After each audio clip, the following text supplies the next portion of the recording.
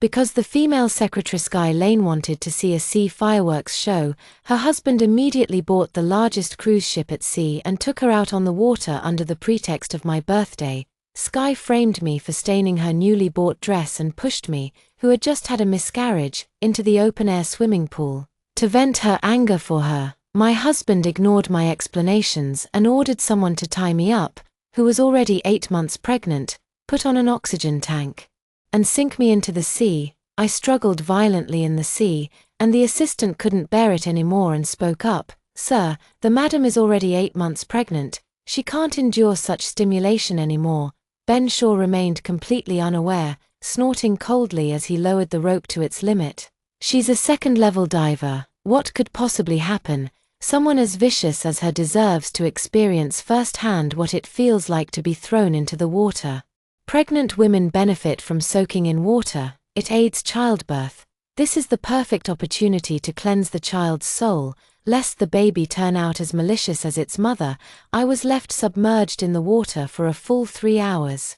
A sharp pain radiated from my lower abdomen as blood-stained water spread around me. My amniotic fluid had broken. With my last ounce of strength, I desperately swam to the surface, begging him to spare my child. But he thought I was feigning weakness to gain sympathy and tied sinking stones to the rope. "Remember this lesson well. If I ever find out you've harmed Sky again, drowning will be the least of your worries." But he didn't know there wouldn't be a next time. The assistant trembled with fear, watching the gradually calming movements beneath the sea, his voice quivering. "Sir, there hasn't been any movement in the water for a long time. Should we?" Ben took out the guzheng and carefully tuned the strings. "What's there to worry about? She's a professional diver. Even if the oxygen runs low, she can hold on for a while. Besides, I gave her the largest oxygen tank. If there's an oxygen shortage, I'll be the first to notice. The rope is so shallow. What could possibly happen to her?" Sky sat beside him, watching the gradually calming movements underwater, his expression uneasy. "Ben, isn't this going too far?" Ben gently touched the scar on her left shoulder, his voice trembling.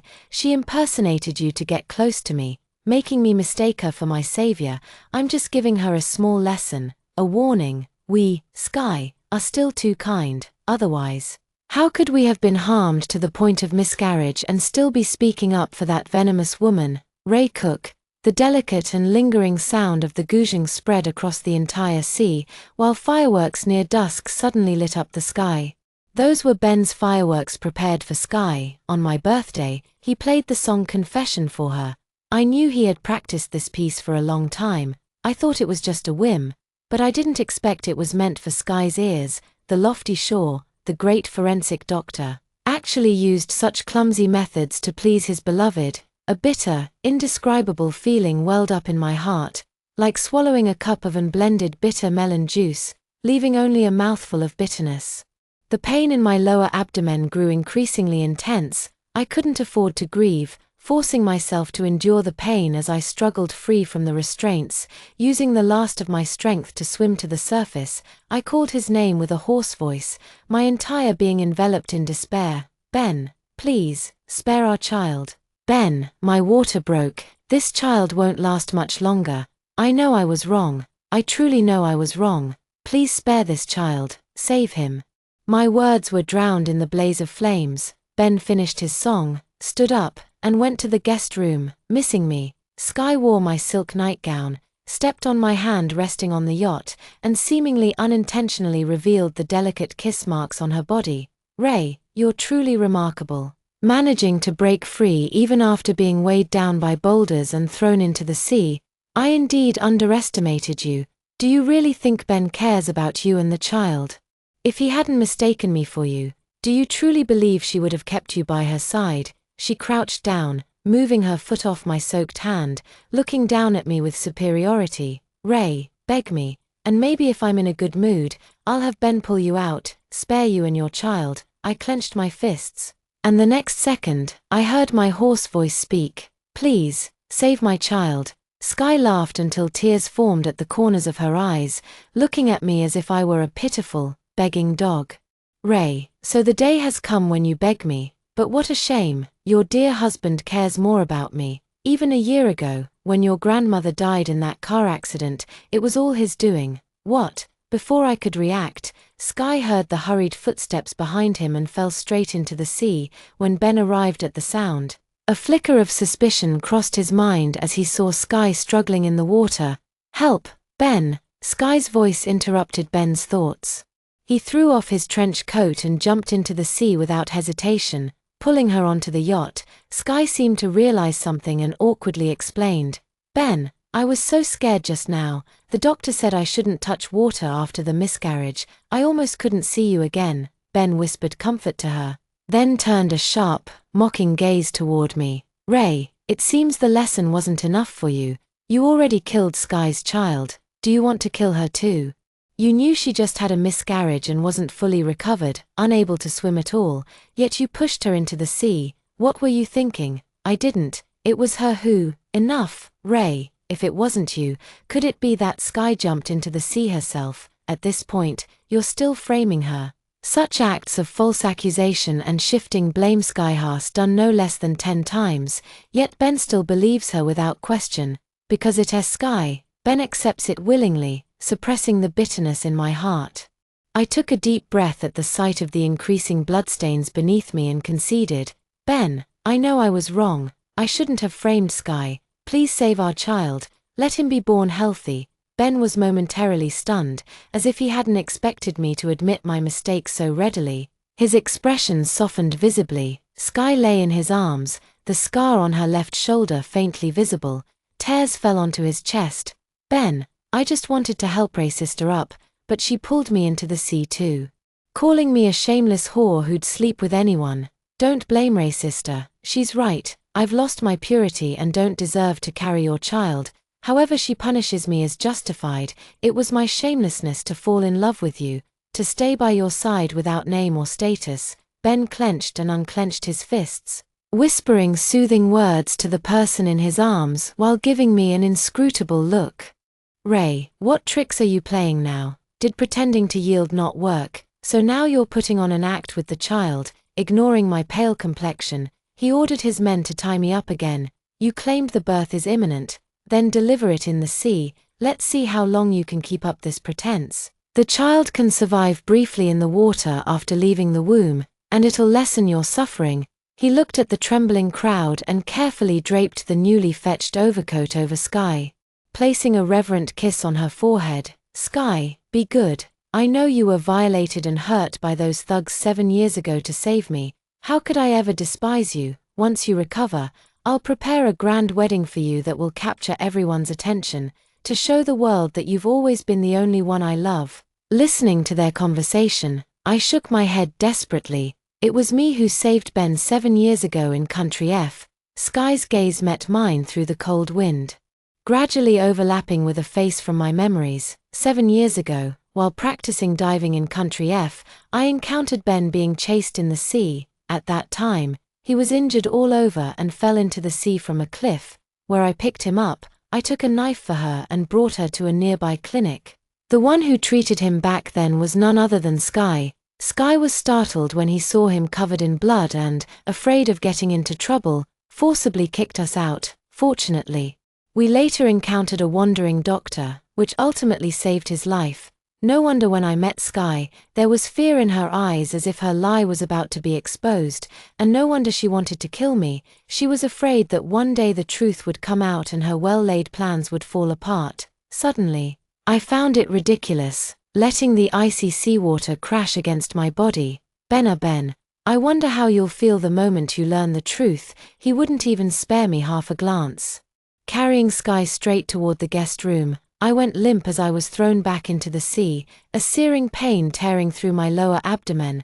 I felt the life inside me slowly slipping away. My child, born only to die. The blood attracted swarms of fish, watching the crimson pool beneath me. I closed my eyes in despair. The blood stained vast stretches of the ocean. When the assistant found Ben, he was still lost in Sky's tender embrace. "Sir, a large area of blood-stained water has been discovered at the location where the lady sank into the sea." "What?" A sense of foreboding spread through his heart.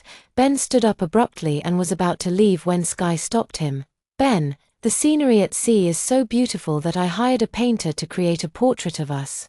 The painter just came to me saying the red pigment fell into the sea.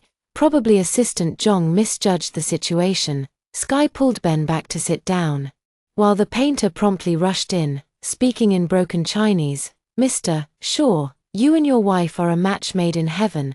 I had intended to paint a portrait of you and your wife, but due to my carelessness, the pigment fell into the sea. I deeply apologize for ruining your mood. Ben waved his hand, dismissing everyone, as the two of them ignited like wildfire. Moving from the bathroom to the bed, Sky's hand landed on Ben's Adam's apple, but was stopped by Ben. Sky, you're not in good health right now and need proper rest. We have a long life ahead of us. There will be plenty of opportunities later. Sky's cheeks flushed crimson as they pressed closer. Ben, do you also think I'm unclean? Ben kissed their lips, his entire expression burning with desire. How could I, darling? I just can't bear to see you suffer. I watched from the void as the two nestled close in sleep, my bean-sized tears materializing and dripping onto the floor. It turns out that even in death, one can still be provoked by emotions. Ben, I want to have another child for you, a child that belongs to us. Ben, deeply moved, spoke with tender affection. Sky, my dear, when our child is born, I promise they will be the sole heir to the Shaw family's empire. Ben, to ensure a better life for Sky and their child, agreed to return home and inherit the family business from Shaw Sr. He arranged everything perfectly for Sky's child, yet refused to spare mine. Just the thought of that child being devoured by the fish makes my whole body tremble uncontrollably. I'm sorry, my baby, I wasn't strong enough to protect you. In your next life, remember to be born into a good family. The dawn came early that day, and I stared at Ben for the entire night. Ben doesn't know I'm already dead now, just as he'll never know that we actually met 20 years ago. I was an orphan with no parents, later picked up by my grandmother who raised me as her own child. The village children bullied me for being an unwanted child, pouring dirty water and hurling insults at me, throwing me into a murky, foul ditch and leaving me to struggle.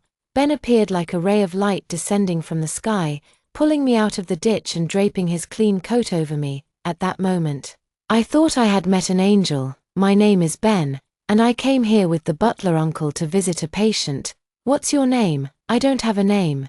When the wind blows through the grain fields, bringing peace and joy, how about we call you Ray? I remembered that young boy, and remembered his name too. I learned swimming and diving, so no one could push me into the stinky ditch to bully me again. So years later, when I met him again, I didn't hesitate to take a knife for him, saving his life. For him, I willingly gave up my career and left behind a comfortable life to help him pursue his dream of becoming a forensic doctor. I thought I had found light, but it turned out to be another abyss. Sir, the machine shows insufficient oxygen levels. It won't last more than an hour. Should we pull Madam out now? Ben rose unhurriedly and considerately helped Sky into her clothes. Then let's wait another half hour. She needs to learn her lesson. The assistant fidgeted nervously, unsure whether to inform Ben that many had already caught the scent of blood. Sir, the seawater is icy and teeming with fish. Given Madam's pregnancy, she really shouldn't stay any longer. Ben frowned slightly, his entire demeanor radiating irritation.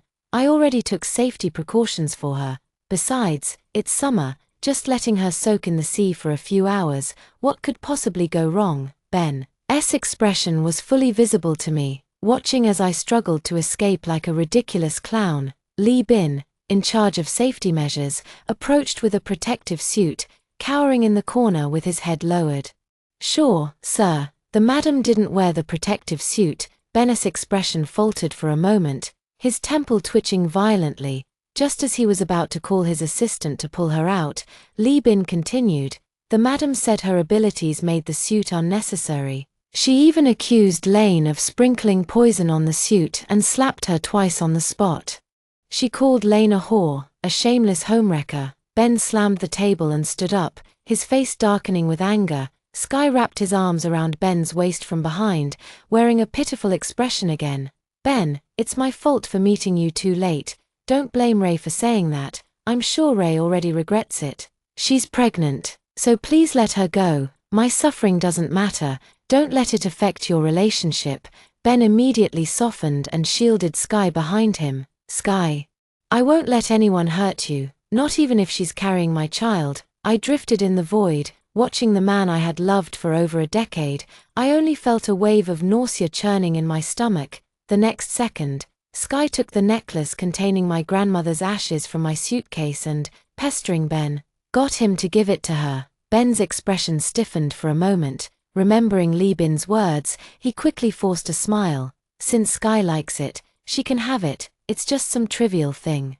Consider it scattered for fun. I watched as she shattered the ashes-filled ring and threw it into the dog's bowl. My emotions finally collapsed, my floating body made me miss my target, and no one could hear my hysterical screams. No, you can't, that was the only thing Grandma left behind, her ashes. And now my relic. Sky was utterly smug, staring at me across the dimensional barrier, casually tossing the necklace into the sea. Ray.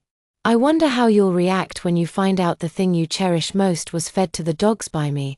I wanted to pick up my grandmother's bones, but no matter how I touched, I couldn't feel any solid remains. Ben, Sky, how could you treat me like this? An hour later, the assistant sent someone to pull the rope back. The rope was terrifyingly empty, with only a broken oxygen tank and a pufferfish emitting the stench of decay hanging from it. Sir, it's terrible, the madam is missing. Ben rubbed his temples, visibly impatient. What's wrong with her now? The assistant, still shaken, spoke word by word. Today when my team and I went to pull the rope, all we found at the end was a shattered oxygen tank and a dead pufferfish. Could the madam have already? Shut up, that's impossible. I specifically ordered the ropes to be raised. There's no way she could have. This must be her new trick. She's a professional diver after all, even without oxygen. She'd have plenty of time to get out. Ben froze, his pupils dilating slightly as his mind spiraled into chaos, as if he'd momentarily lost all sense of direction. No way, the water's so shallow here. How could there be a school of fish? She must be lying to me. Ben recalled the paint diluted by seawater and my pleading expression, panic surging through him in an instant. Stumbling toward the lower deck, he stared into the fathomless ocean, the familiar dread creeping in bit by bit. The rope was a full 10 meters long and had been lowered to its lowest point. Ben threw the rope into the sea, his steps growing heavier. Who allowed you to lower the rope to the bottom? Search, go and search for her. She must still be alive. Ben's men scoured the entire sea, searching for 3 days and nights without finding any trace of me. The assistant advised him to restrain his grief, but he thought I was hiding and giving him the silent treatment. On the first day of my disappearance, he angrily threw my belongings into the sea, saying, "Ray, you're giving me the silent treatment like this just because I stood up for Sky. Clearly, it was you who was being unreasonable and hurt her first." On the third day of my disappearance, his attitude toward Sky was not as warm as before. Seeing Sky on the verge of tears, he felt unusually irritated. A week after my disappearance, Ben locked himself in his room and, for the first time, softened his heart. "Ray, I forgive you. Stop playing games with me and come back, okay?" The sea was so vast that searching for him was like looking for a needle in a haystack. It wasn't until the search and rescue team found the remains of the body downstream that they realized the current had washed the rest of my bones ashore. Ben staggered to the scene and nearly lost his balance, almost collapsing onto the beach. A passing fisherman, on his way home with his catch, sliced open a fish's belly and found, shockingly, a plain, gleaming ring inside, engraved with the letters AHST. It was our wedding ring. The wedding ring, now barely recognizable beyond the letters, was the one he gave me when he proposed. He said, "Ray, thank you for supporting my dreams. One day when my wish is fulfilled, I'll make it up to you with a bigger, more beautiful ring, and let the city's fireworks bloom for you alone." He did set off fireworks, for Sky, yet I died beneath the brilliance of those fireworks. On the very night he was preparing to give Sky a grand wedding, I poured all my sincerity and love into him, only to be repaid with his betrayal and hesitation. Ben took a step back, staring fixedly at the ring, unable to recover for a long time. No, I just wanted to teach her a lesson. How could she die? It must be that Ray is angry and playing a joke on me. It's my fault. I'll just apologize to her. A month later, those scattered bones that were found pieced together to form my likeness. On the left shoulder of the skeleton, there was unmistakably a long knife scar. That year, he sought me out and married me because of this scar, only to discard me like worthless trash when Sky came for him. Ben was a forensic expert, so how could he not recognize that it was me? He just didn't want to believe it.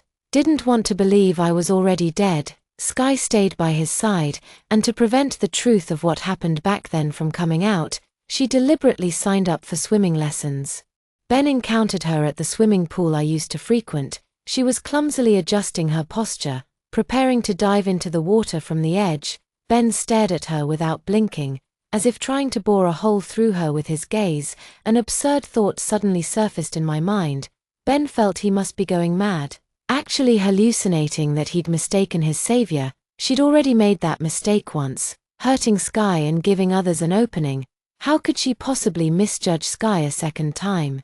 Sky knew everything that happened back then, the time, the place, all matched up perfectly. How could there be any mistake? It was Ray who stole Sky's credit, eyeing his status as the heir to the Shaw family conglomerate. His foot had barely taken a step when a familiar teasing voice rang out.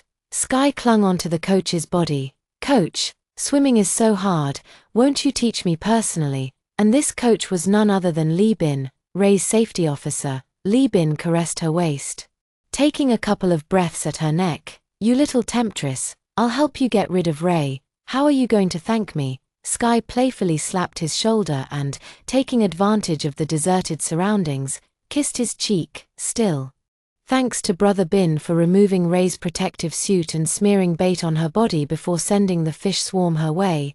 Otherwise, how could she have died so quickly? That idiot Ben still thinks I'm his savior. How ridiculous. Back then, his injuries scared me half to death. If it weren't for Ray saving him, he would have died in the middle of nowhere. But who would have guessed he's actually the heir to the Shaw Group? If it weren't for his money and the status of being Shaw Madam, who'd care about some nobody mooching off his wife to study? You have no idea. Ray was still begging me to save her child in her dying moments, looking utterly pitiful. Sky's words reached Ben's ears verbatim, each sentence more piercing than the last. Ben stood frozen in place, then after a long pause, let out a bitter laugh, glaring at the entangled couple nearby, feeling as if struck by lightning, suffocating in agony, when his foot landed on Lee Bin's crotch.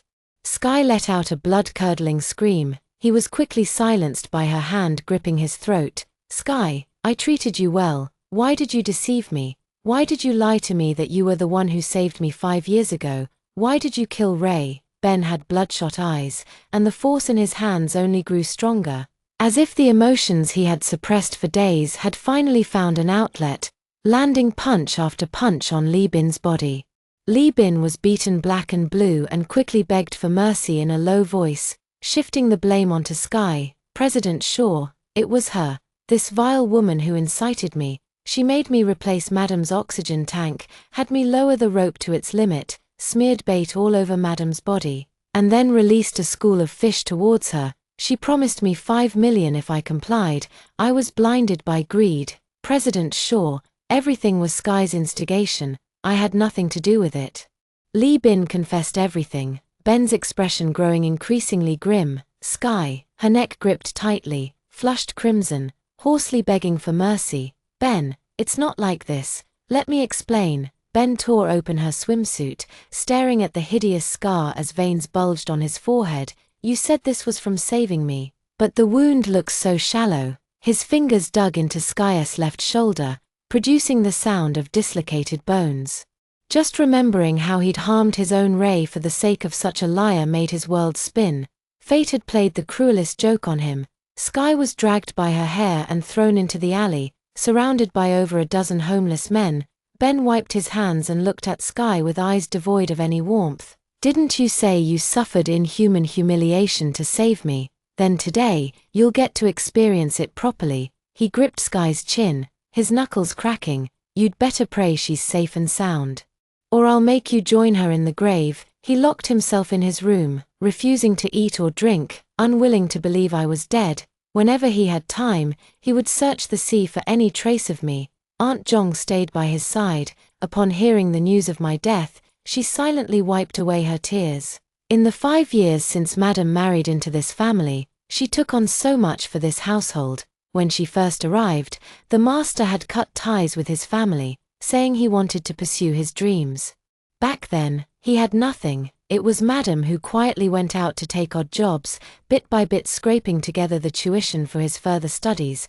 Life gradually got better later on, and the master would buy a bouquet of flowers for the mistress every day. I think they were very much in love, but then Miss Lane came. She shook the mistress's position in the master's heart, making him willing to give up his career and return to the home he had desperately tried to escape. Even though I knew she was the master's savior, was that really the only reason? The master refused to believe the mistress was gone. Was it guilt or regret? Let her rest in peace. She has suffered enough. Drifting in the air, watching all this, I could only think Ben was both ridiculous and pitiful. He finally accepted the fact that I was dead, kneeling before my incomplete remains, wanting to touch me. His hand hovered in mid-air, unsure where to place it for a moment.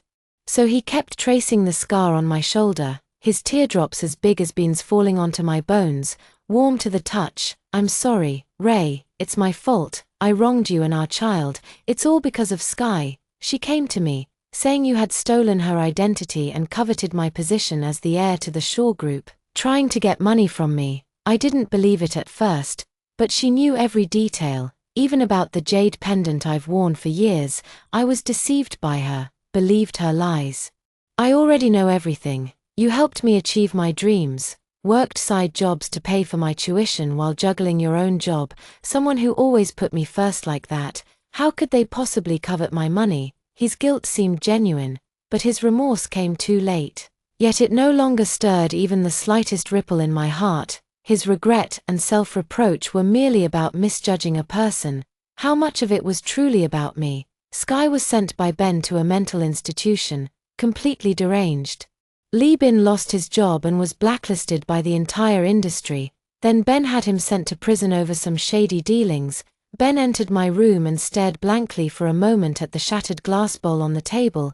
It was a baby food bowl I'd specially bought, with his nickname carved at the bottom, Safe and Sound. I wish him safety, peace, and smooth sailing in all things. Yet even this small wish could not be fulfilled, without even opening his eyes to see this world.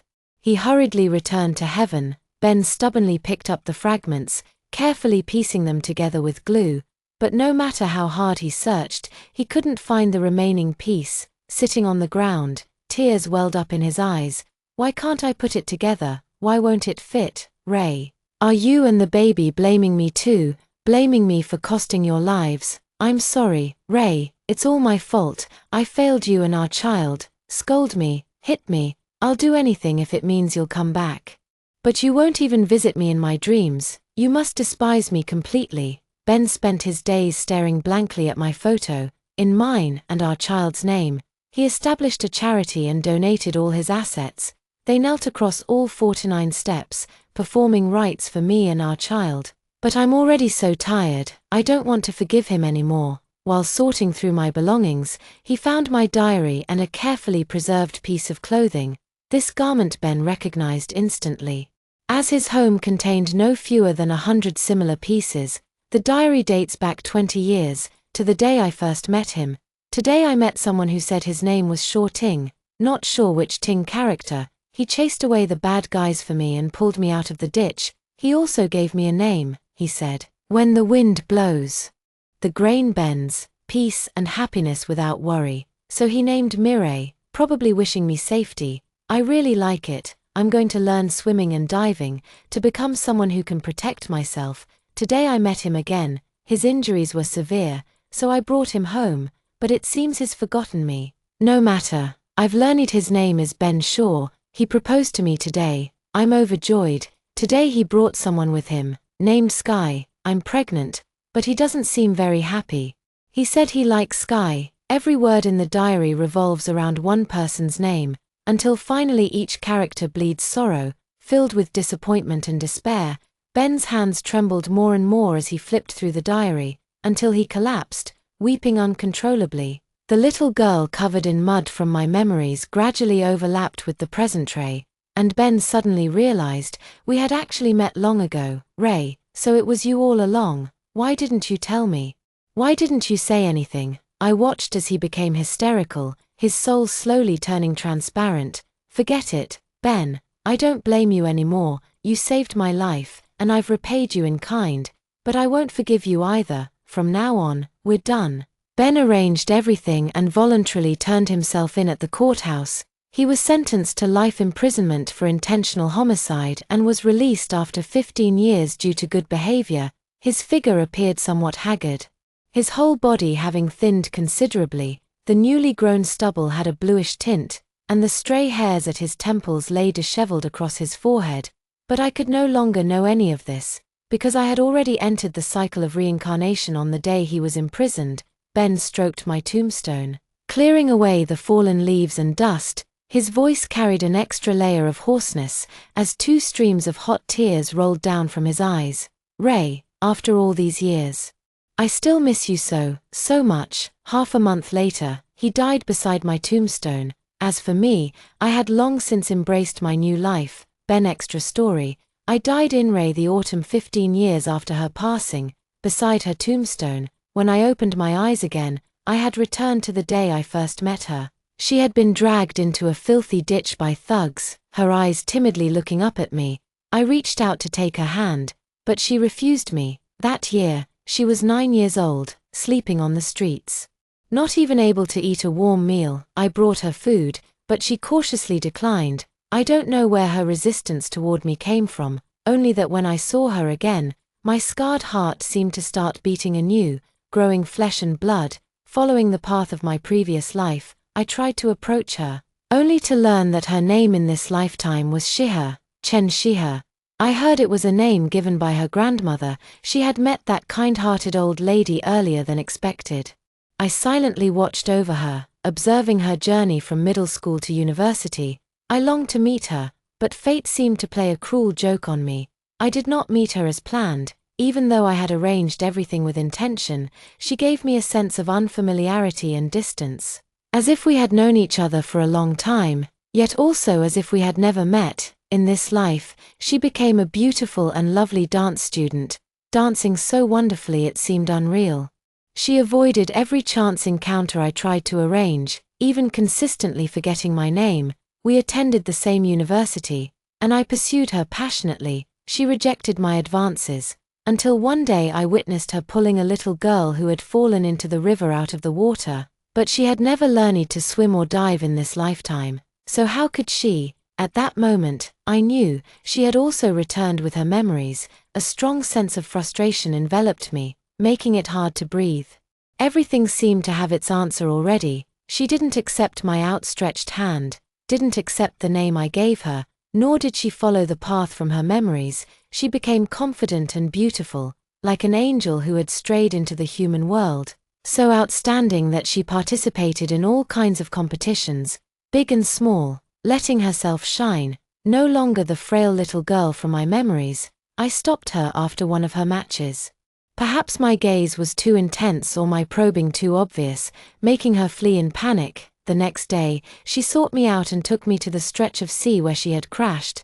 Though it was summer, I felt a bone-chilling cold. She said, "Ben, I had a dream where you drowned me in this sea." That day, the ocean was eerily silent. With the sound of a guzheng drifting over the water, I saw swarms of fish surging toward me. They gnawed at my skin, and my child was bitten all over, never even getting the chance to open their eyes to the world. Before that, no matter how I begged you, you remained unmoved. I thought it was just a bizarre dream, until you appeared and called out the name Ray. That was the moment I suddenly realized, this wasn't a dream, but everything that had truly happened. I knew you came with memories just like me, but I no longer love you. I didn't before, I don't now, and I never will. I listened as her tone gradually darkened. Feeling as if I'd been struck by a paralysis spell, frozen stiff on the spot, she spoke these words calmly, yet I still clung stubbornly, like a madman, to the hope of starting over with him, locked in a gaze with her, carrying the grudges of a past life.